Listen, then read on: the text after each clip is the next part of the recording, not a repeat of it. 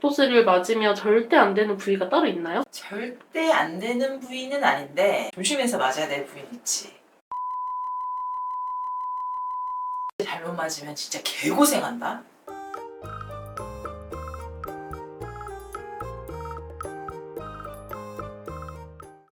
원장님, 이번에 제 친구가 보톡스를 처음으로 맞거든요. 혹시 보톡스를 맞으면 절대 안 되는 부위가 따로 있나요? 절대 안 되는 부위는 아닌데 조심해서 맞아야 될 부위는 있지. 이마, 눈 밑, 입 주변 잘못 맞으면 진짜 개고생한다. 이마를 이쪽 부분에다가 맞게 됐어. 근데 눈 뜨는 힘이 약해서 이마 근육으로 이렇게 뜨시는 사람들이 있단 말이야. 근데 여기를 갖다가 보톡스를 맞아서 못 움직이게 한 거야. 그럼 어떻게 되겠어? 이렇게 되겠지, 눈이. 눈을 못 뜬다고. 눈이 이렇게 반쯤 감겨서 엄청 무겁고 일상생활에 지장이 있어. 그래서 저 예전에 생각해보면 이마 보톡스를 좀 잘못 맞았다가 제 눈이 갈매기 눈썹이 된 적 있거든요. 그것도 부작용이 맞는 거죠? 부작용이긴 한데 그거는 보톡스만 추가로 맞아도 해결되는 부분이긴 하거든. 예를 들어서 여기에다가 주사를 했어. 근데 바깥쪽은 근육 힘이 살아있는 거야. 그러면은 눈썹이 올라가게 되거든. 그러니까 여기 부분에만 주사를 2방 정도 놓게 되면은 부작용은 좋아지긴 하지. 입 주변 보톡스도 진짜 조심해야 되는 게 입을 올리거나 할 때인 근육들이 다 많단 말이야. 근데 여기에다가 스킨 보톡스든 근육 보톡스든 잘못 맞게 되면은 진짜 가만히 있을 땐 괜찮은데 웃을 때 이렇게 입이 돌아간다거나 웃을 때 입이 어색한 부작용이 생길 수가 있어요. 이건 진짜 일상생활에 지장이 있을 수 있어. 그러면은 그렇게 입술이 삐뚤어진 사람은 어떻게 해야 돼요? 보톡스가 영구적인 건 아니니까 참고 기다려야 돼. 그러면은 입 주변 주름이 있는 사람들은 보톡스가 아니면 어떻게 개선해요? 스킨 보톡스를 미세하게 할 수는 있긴 하거든? 근데 스킨 보톡스도 잘못 맞다 보면 근육이 확산이 될 수 있어서 아까 같은 부작용이 생길 수가 있어. 그래서 이런 사람들 같은 경우에는 미세 잔주름 같은 부분에다가 주름 주사 그런 걸로 해결을 해주는 편이지. 실제로 일례로 우리 엄마가 여기 세로주름 때문에 나한테 보톡스를 놔달라고 요청한 적이 있었어. 그래서 내가 호기롭게 엄마 내가 해줄게 하고 여기에다 빵빵빵 보톡스 책에 놓은 거 보고 내가 먹은 거야. 근데 한 1, 2주 정도 있다가 나한테 전화 왔어. 은주야 큰일 났다. 왜 엄마? 뭐 먹는데 질질 샌다 하면서 나한테 막 연락 온 거야. 그래가지고 이 부위는 조심해서 맞아야겠다. 그래서 지금은 보톡스를 하긴 하는데 스킨 보톡스로 진행을 하거나 주름 주사나 보톡스를 얇게 하는 방식으로 해서 시술을 해주고 있어. 그럼 여기서 주름 주사라는 게 뭐예요? 주름 주사는 주름 부위에다가 미세하게 맞는 히알루론산 필러거든. 요즘에는 필러도 두꺼운 필러가 나오는 게 아니라 주름에다가 주입할 수 있는 얇은 필러 같은 게 있어. 그거를 미세하게 주름선에다만 얇게 넣어서 주름골을 개선하는 주사예요.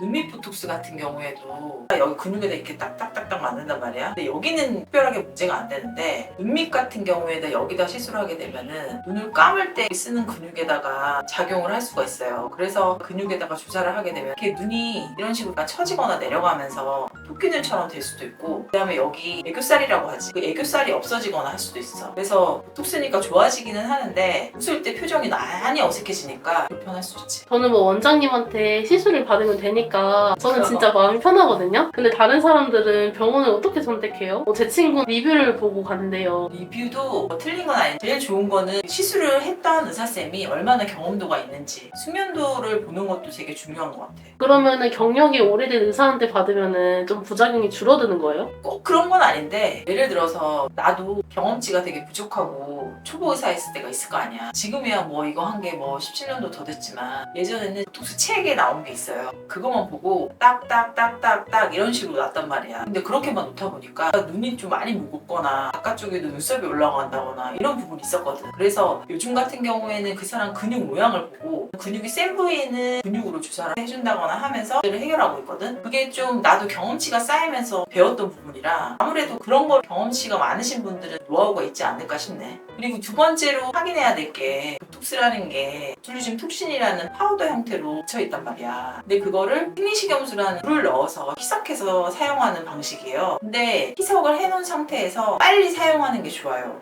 오래되면은 감염의 위험도 있고, 그리고 또 효과라는 게 있어요. 처음에 바로 희석해서 맞았을 때 효과가 더 좋아. 그러니까 보톡스의 사용량이 많고 회전율이 좋은 병원을 선택하는 것도 나쁘진 않은 것 같아. 그럼 원장님, 보톡스는 희석하고 나서 유통기한은 어느 정도까지예요? 일단은 희석을 한 거는 2주 안에 사용하는 거를 추천을 많이 하는데 그래도 빨리 사용하는 게 제일 좋지. 원장님 궁금한 게 또 하나 있거든요. 예전에 피부과를 가면 내성이 꼭 생긴다고 꼭 비싼 보톡스를 추천을 하시더라고요. 근데 또 제 주변에서는 내성 생긴 사람은 아예 보지를 못했어요. 실제로 내성 생기는 사람이 있나요? 나도 경험을 한 적이 있는데 어떤 분은 우리 병원에 와서 2번째 시술을 했는데 정말 1도 효과가 없는 거야. 그래서 아 이게 내성이 말로만 듣던 게 진짜 있긴 있구나 라는 걸 느꼈지. 근데 요즘에는 예전보다는 보톡스 맞는 연령이 되게 낮아지고 보톡스도 요즘에는 여러 부위 너무 많이 맞잖아. 승모근이나 종아리나 대근육 부위도 너무 많이 맞다 보니까 보톡스 내성이 생길 가능성이 아예 없다고는 할 수는 없을 것 같아. 보톡스를 또 고용량으로 맞다 보면 몸에 면역 반응이라고 해서 항체 같은 게 생긴단 말이야. 근데 한꺼번에 너무나 많은 양이 들어왔어. 그것도 자주 들어왔어. 그러면은 보톡스 내성이 생길 가능성은 있지. 그러면은 내성 한 번 생기면은 평생 보톡스 효과를 못 보는 거예요? 이거는 진짜 개인마다 되게 차이가 큰 것 같아. 보톡스를 맞고 나서 내성이 생겼어. 그러면은 제일 첫 번째 해야 되는 거는 보톡스를 한동안 안 맞는 거야. 그리고 다시 맞을 때는 내성 없는 보톡스를 맞는다던가 그런 게 도움이 될 수 있는데 좋아질 수도 있고 안 좋아질 수도 있어요. 이건 진짜 개인차가 되게 클 것 같아. 그러면은 보톡스 간격은 어느 정도로 하고 맞아야 돼요? 주름 보톡스 같은 경우에는 3, 4개월? 근육 사이즈를 줄여주는 팔떡이랑 승모근이나 종아리 이런 거 같은 경우에는 6개월 정도 간격을 두고 시술하는 게 되게 좋을 것 같아요. 아! 그리고 요즘에 승모근 보톡스도 하시고 종아리 알 주시는 것도 하시는데 이게 용량이 많아지면 비용이 올라가잖아. 그래서